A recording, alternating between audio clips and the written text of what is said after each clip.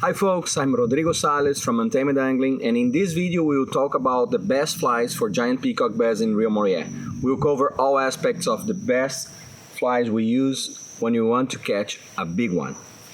Basically, we use streamers and poppers. Different situations, different water level conditions, different fish mood.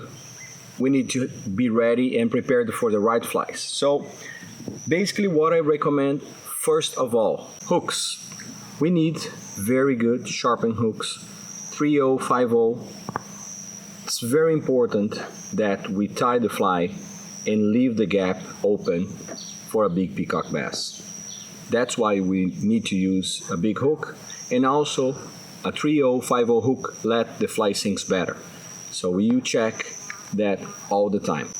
So for big peacock bass, for giant bass, big flies means big fish. That's a rule of thumb everywhere.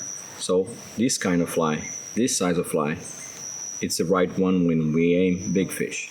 But sometimes they're not eating big baits, and sometimes they're slower on eating, and then we need to change sizes and profiles of the flies. So this is my basic bass selection for giant peacock bass in Rio Morié. What I have here, I have those big streamers that you need to use in common structure fishing situation. Good profile, sinks fast. You need that fly sinks fast in the structure because these fish are ambushed under the trees, so that's a basic requirement for the big flies.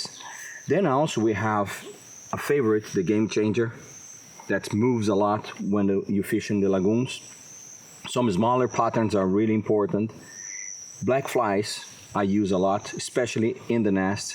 Talking about fish on the nest, the flies need to sink fast. Use a floating line, long leader, so big clousers or heavy sinking heads helps to put the fly right in front of the fish. The fish are not eating the nest, so you need to move the fly right in front of the fish mouth.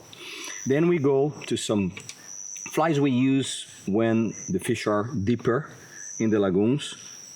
Some heavy heads, some tails that moves a lot of water. And then finally, one of the most exciting ways to catch a big peacock bass are on poppers, and those are my favorite ones. This kind of popper, it's a really nice profile, easy to cast.